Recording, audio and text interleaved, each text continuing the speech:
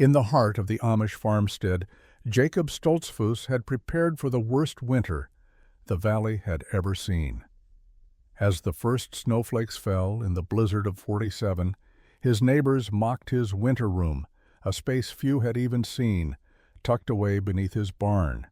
But as the winds howled and the temperature plummeted, it was Jacob's secret refuge that would become the only place of warmth and survival in the raging storm. Before we begin, share where you're watching from, and if stories of quiet perseverance and humble ingenuity speak to you, join us for tomorrow's tale. The evening sky darkened quickly over Lancaster, the first signs of the blizzard rolling in like a heavy tide. Jacob Stoltzfus stood at his kitchen window, watching the wind whip the trees. His breath fogged the glass as he squinted into the distance where his neighbors' fields were already lost to the thickening snow. The horizon had vanished. He could feel the storm's energy. It was coming fast, and it was going to be fierce. For weeks, Jacob had been preparing, hauling wood, stacking grain, and checking every corner of his farmstead. His neighbors had seen the unusual piles of firewood, the extra quilts, and the carefully sealed shutters on his home. They'd seen him digging a space beneath his barn, but no one had dared ask what he was doing. It wasn't the Amish way to make a spectacle of oneself. The community didn't speak of things like that. But it was in those quiet preparations, in that hidden room beneath the barn, that Jacob would find himself facing a test he could not have anticipated.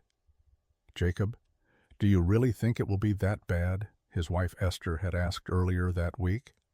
She stood beside him now, at the window, both of them watching the first angry gusts bend the trees.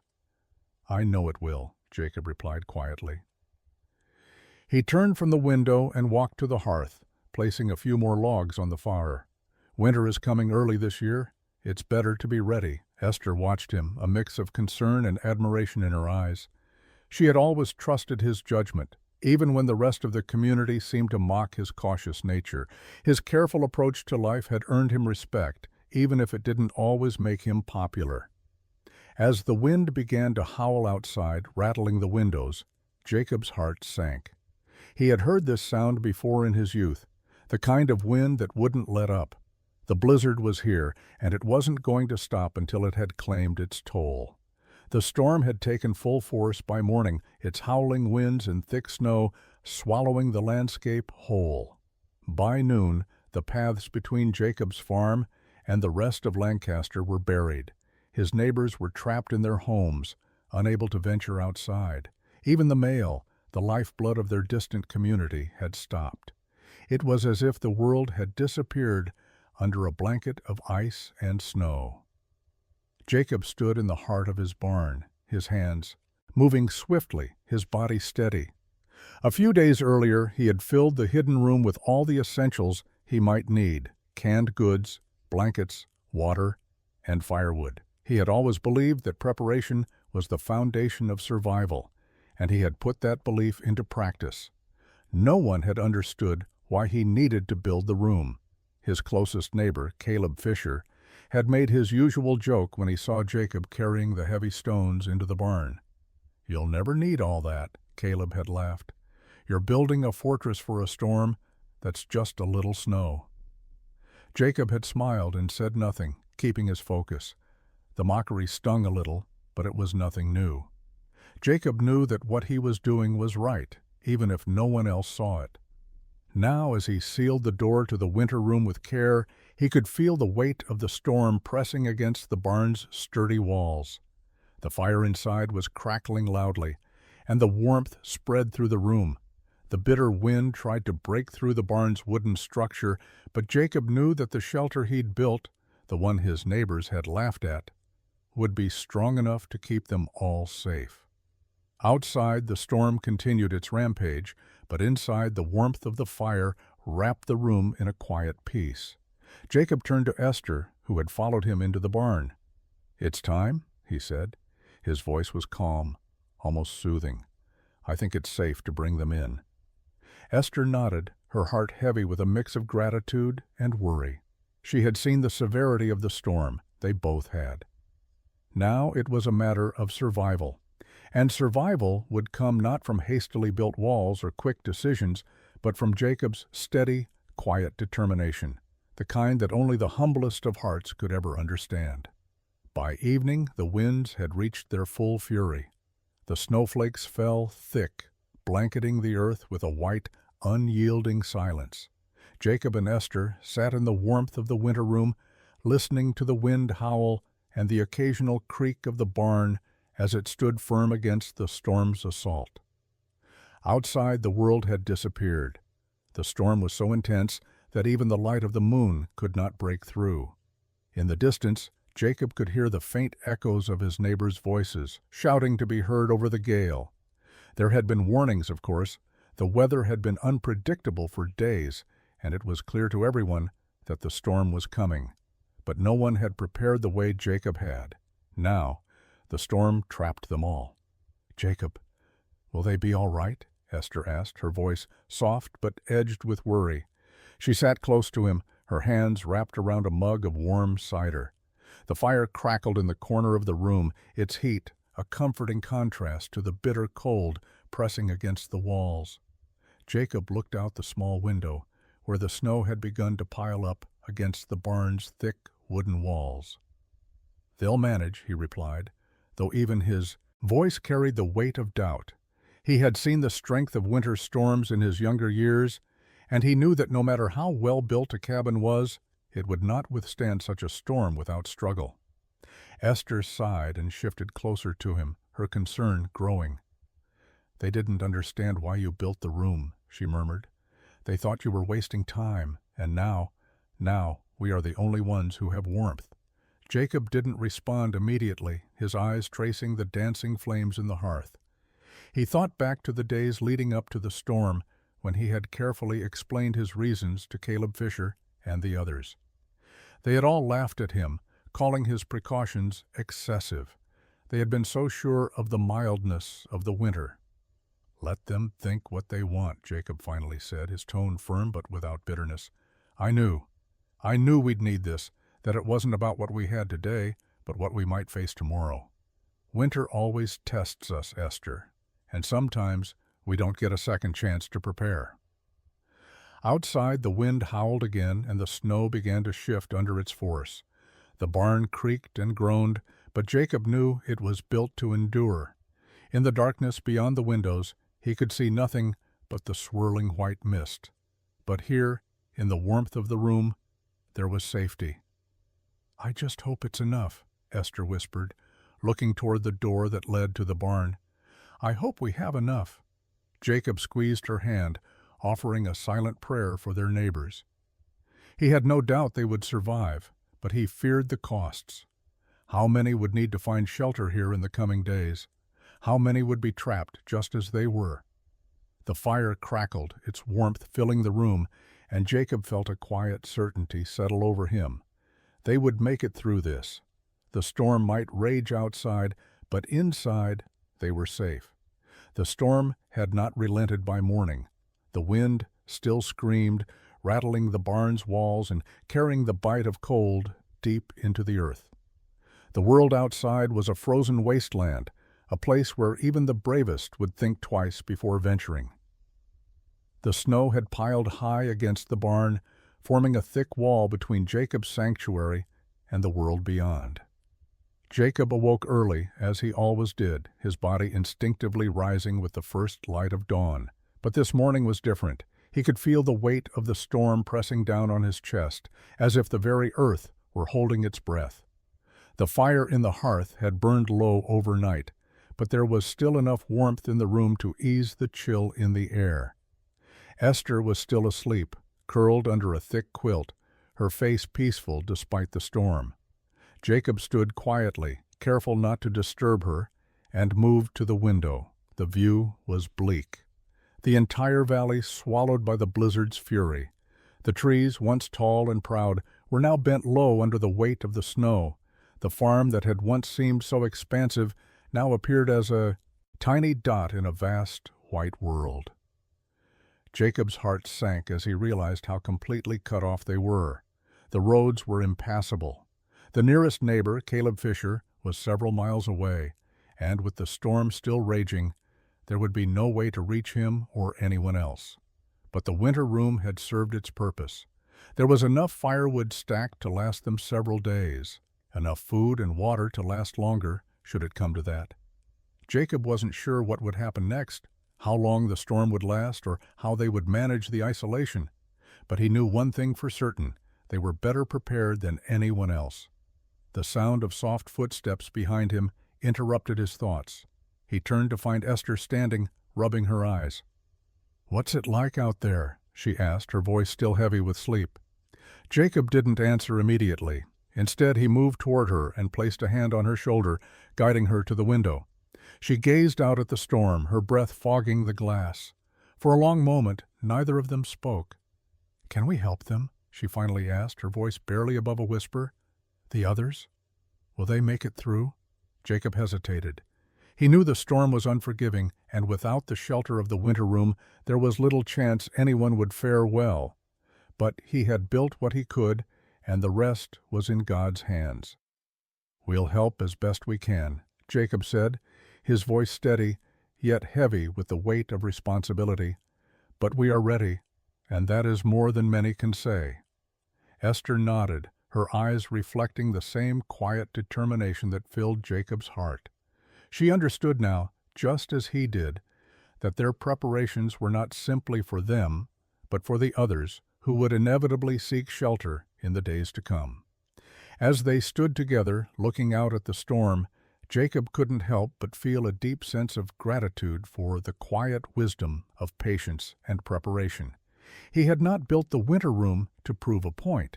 He had built it because he understood that sometimes survival was about preparing for the worst, even when others couldn't see it coming. And now, in the heart of the blizzard of 47, that wisdom would be their salvation. By the third day of the storm, the world outside remained a blur of white, with snow continuing to fall relentlessly. Jacob and Esther had settled into the rhythm of life in the winter room, keeping the fire stoked and sharing quiet conversations over simple meals. But the tension in the air never fully left, as they both knew the storm was taking its toll on the surrounding farmsteads. The first sign of trouble came early in the morning, when Jacob noticed a faint tapping at the door. It was barely audible over the wind's howl, but it was there, a soft, urgent knocking that carried with it the weight of desperation. Jacob rose immediately, his boots heavy against the wooden floor, and motioned for Esther to stay back as he approached the door. Through the frosted window, he could just make out the faint silhouette of a man and a small group of figures huddled together outside. They were barely visible through the thick snowdrifts, but there was no mistaking their struggle. The wind had carried them this far, no doubt exhausted from the journey, and now they needed shelter. Jacob's heart clenched. This was what he had prepared for. He opened the door just wide enough to let in the cold gusts of wind. Standing there, frozen and wind-beaten, were Caleb Fisher and two of his sons, their faces grim and lined with exhaustion. Behind them, two more neighbors stood, leaning against the barn for support. "We've got nowhere to go," Caleb said, his voice hoarse from the cold, his lips blue. "The storm's too much. We've tried to make it home, but we're lost." Jacob didn't hesitate. His hand went to the door frame, pulling the thick animal pelts aside to let them inside. He motioned for them to hurry. "Come in. You're safe now." As the group entered, shaking off the snow and removing their tattered coats, Jacob couldn't help but notice the exhaustion in their eyes. The blizzard had come quickly, and now they had been out in it for days, battling the elements in a desperate attempt to make it home. Esther stood from the hearth offering blankets to the newcomers. The warmth of the winter room hit them like a wave, and they all took a deep breath, grateful for the heat. Jacob led them to the corner of the room where he had stored extra firewood, setting a pile beside the hearth for a fresh fire. "This room," Caleb said, his voice thick with emotion. "It's a blessing, Jacob, a real blessing.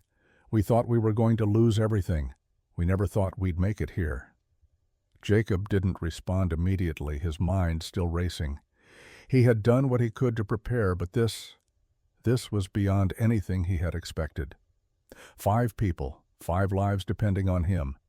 And yet, as he watched them gather around the fire, he felt a deep, quiet pride in his decision to build what others had mocked. It wasn't about proving them wrong, it was about making sure that when the storm came, he would have done everything in his power to keep his family and his community safe. Esther set a pot of soup on the table, and as everyone gathered, Jacob found himself at peace. The fire crackled, the warmth spreading out into every corner of the room, and for the first time in days, he allowed himself to breathe. The storm still raged outside, but in here they were safe. The storm had finally begun to die down by the 5th day. The winds, though still fierce, had slowed their pace, and the snow no longer fell with the intensity it had before. But the world outside was a wasteland of ice and snow, a thick, unbroken blanket that seemed to stretch on for miles. It was hard to tell where the horizon began and the earth ended. Jacob stood at the window, looking out, into the whiteness, his hands resting on the cold glass. His breath fogged the window and he wiped it away, peering again into the vast emptiness of the prairie. The storm had taken its toll, not just on his own farm, but on the entire valley. His neighbors would have to dig out from the snow, rebuild what was lost, and tend to their livestock, many of which had not survived the brutal cold. Esther joined him at the window, her hand resting lightly on his arm. "What do we do now?" she asked softly, her voice filled with a quiet uncertainty. Jacob turned to her, his face shadowed in thought. "We wait. We let the others dig out, and when they're ready, we'll help." His words were firm, but he knew the difficulty of the days ahead. The supplies they had were enough for now, but the world outside had changed, and there would be no easy way to restore what had been lost. Still, Jacob's sense of calm had not wavered. He had prepared for this moment. As the sun began to rise over the snow-covered land, a sense of stillness settled over the winter room. The fire crackled softly in the corner, casting dancing shadows on the walls, and Jacob sat down at the small table with Esther. The house, though quiet and still, felt filled with life, the life of the people he had helped, the life of the community he had served. They ate breakfast in silence, the soft sound of spoons clinking against bowls, the only noise breaking the stillness. For a moment it felt like time had stopped. Outside the world was changing, but in here it was as if the storm hadn't touched them at all. They were safe. They were together. After breakfast, Jacob stood and walked to the door. He pulled back the fur pelts and opened it just enough to peer outside. The world before him was vast, its familiar contours unrecognizable under the heavy snow. But it was a world he knew well. He knew how to survive in it, and now, with the worst of the storm behind them, he could see the road ahead. "Esther," he called softly, "we'll start tomorrow. We'll help them all." She joined him at the door, standing quietly beside him. As they looked out at the whiteness before them, they knew it wouldn't be easy.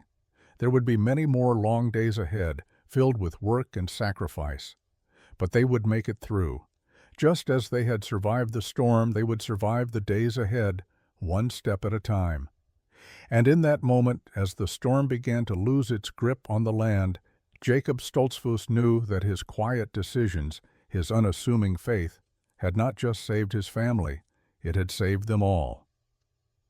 The days that followed the storm were long and exhausting. The snow that had once been beautiful, pristine, now lay in heavy, suffocating drifts, like the aftermath of a battle fought between nature and man. The sun shone weakly through the still, clouded sky, casting a pale, gray light on the landscape. Jacob had not seen the prairie look so desolate in all his years. By mid-morning, the men from the neighboring farms began to make their way to Jacob's place. The paths were nearly impassable, and even the strongest of horses struggled to break through the deep snowdrifts. Jacob knew that they would need all the help they could get, for the damage the blizzard had caused wasn't just to the land, it was to the spirit of the people who lived on it. Caleb Fisher was the first to arrive. He looked tired, the weight of the storm still hanging heavy on his shoulders. His face was drawn and pale, and his coat was soaked through with snow. He gave Jacob a nod of thanks as he entered, but there was no mistaking the strain in his eyes. The weight of the winter was wearing on them all. "Jacob," Caleb said, his voice low, "how are you holding up?" Jacob didn't immediately respond. Instead, he motioned toward the fire, where a pot of stew had been set to simmer. "We're warm for now," he replied, his voice steady, but there was an edge of something, perhaps anxiety or something deeper, in his tone. "How about you? How's your family?" Caleb shook his head slowly, removing his gloves. "Not good. The storm came so fast, we didn't have time to gather enough firewood, and the cold did its damage. We lost a few chickens, too, and I'm not sure how the cattle are holding up. It's bad, Jacob. It's bad everywhere." Jacob sighed, his gaze flickering toward the window where the storm's aftermath still lingered. The landscape outside was frozen in time, each snow-covered hill, like a reminder of how fragile survival was in the face of nature's cruelty. "We'll help you," Jacob said, his voice firm. "We'll help get the cattle through and gather what we can. But first, we need to dig out and clear the paths. The sooner we start, the sooner we'll be able to make it to everyone else." Caleb nodded, his shoulders slumping slightly in relief.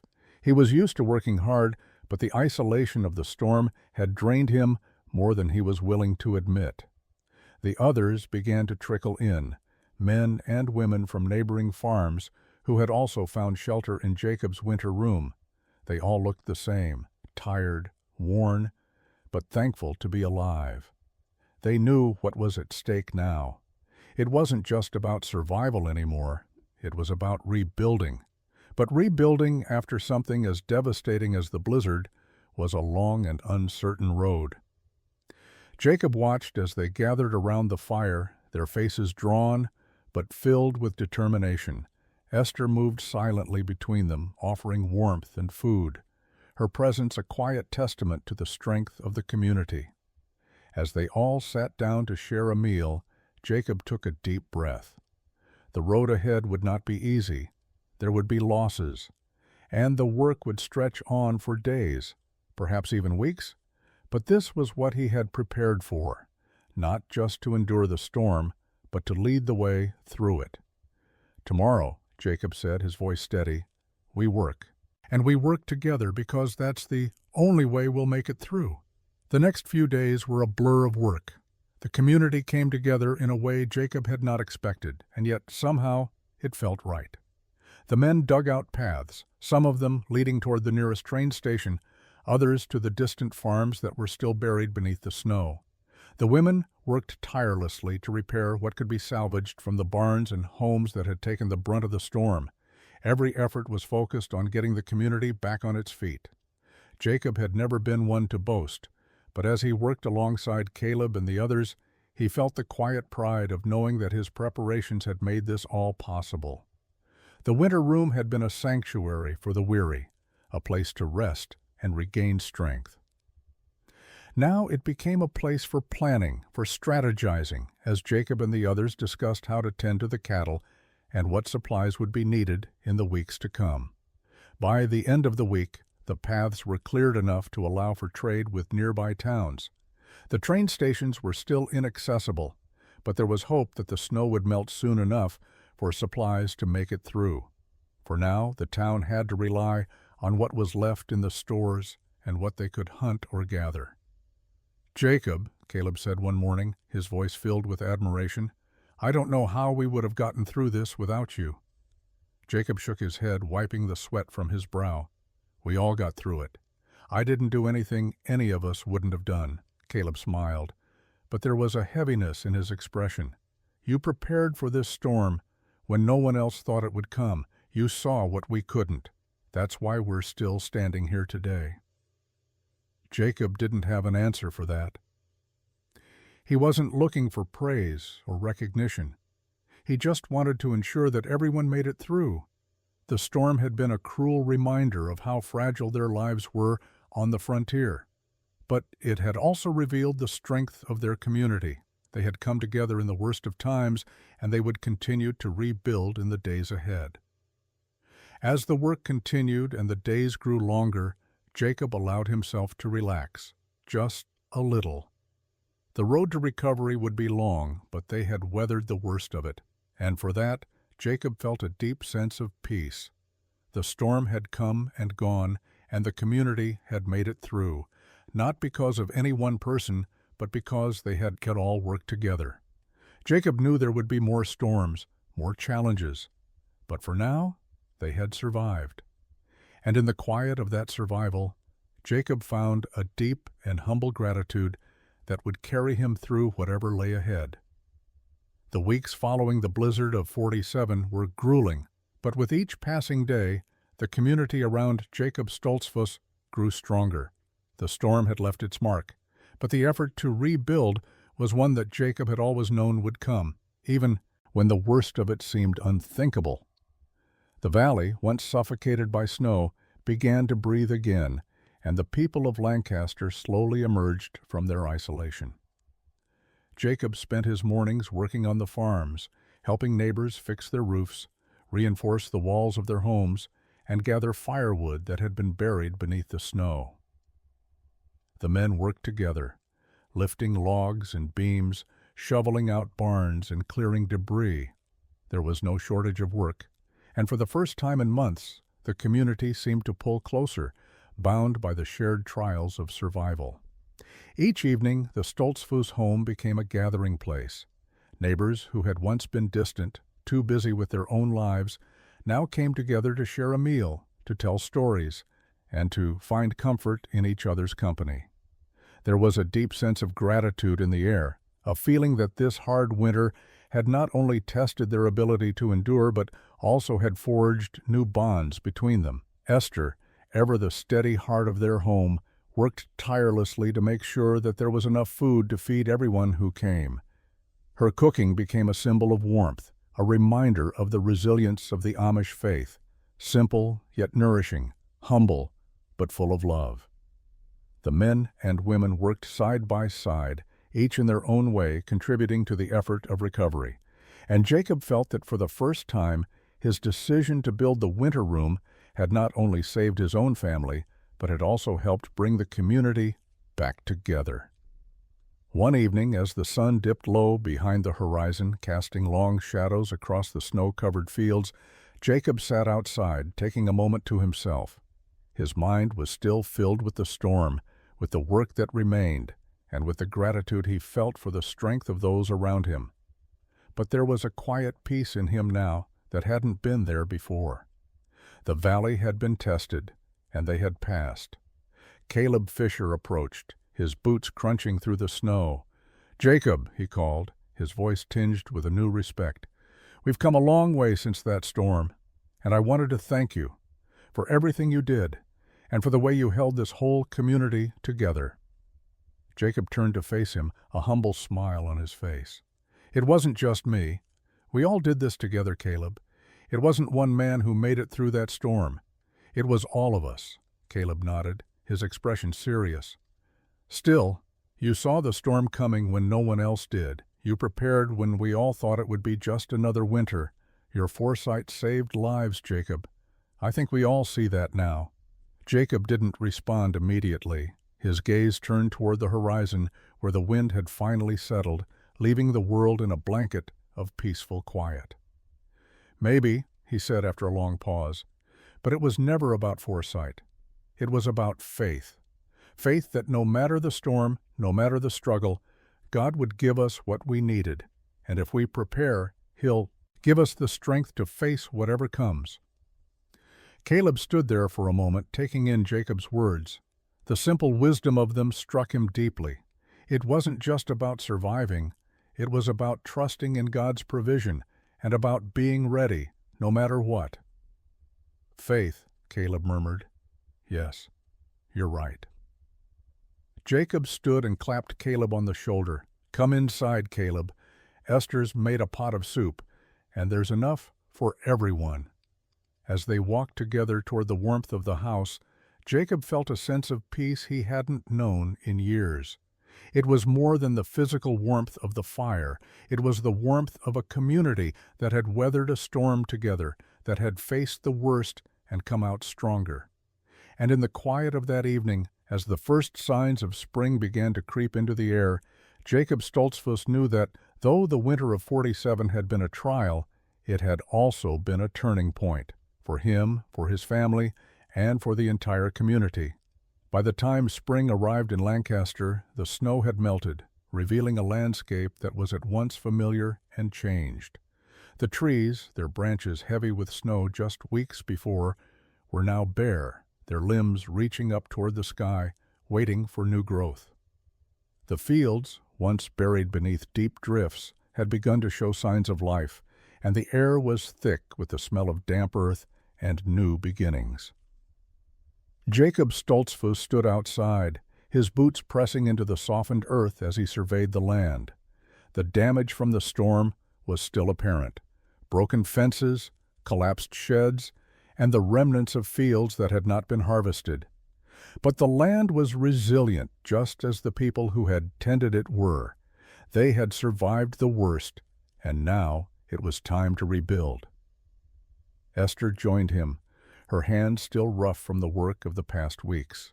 Her hair was pulled back, and her eyes were soft, but there was a determination in her gaze. Together they had weathered the storm, and together they would rebuild. But it wasn't just the land they were rebuilding. It was their lives, their community, and their faith in each other. "We've made it through, Jacob," Esther said quietly, looking out at the land that had once seemed so impossible to navigate in the wake of the storm. "I think we've learned more than we expected." Jacob nodded, his gaze still fixed on the horizon. "We've learned that we are stronger than we think, and that we don't face these trials alone. We have each other." As the days passed and the snow melted completely, the Stoltzfus family worked alongside their neighbors to restore what had been lost. The cattle were tended to, the fields cleared, and the homes rebuilt. And as they worked, the sense of unity in the community grew. No one had been left behind. No one had been forgotten. They had all played their part in surviving the storm. One afternoon, Caleb Fisher came to visit Jacob. He stood in the doorway of the barn, his face still a little weathered from the storm, but his eyes full of gratitude. "Jacob," he said, "I've been thinking about what you said after the storm, about faith, and I think you were right.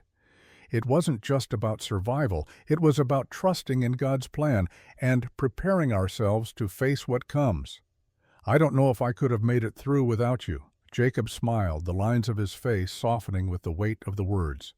"We all did this together, Caleb. That's what matters." As they stood there, together in the heart of the barn, surrounded by the work of rebuilding, Jacob realized that the lesson of the storm was something deeper than mere survival.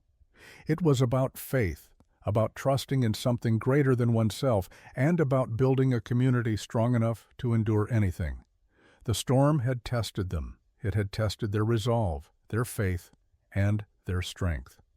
But it had also shown them what they were capable of when they worked together, when they trusted in each other and in the Lord's provision, and that, Jacob knew, was the true strength that would carry them through the trials yet to come. And as the seasons turned and the land flourished once again, Jacob Stoltzfus understood that it wasn't just the physical rebuilding that mattered. It was the rebuilding of hearts, the restoration of trust, and the reaffirmation of their faith. That was the true gift of the storm.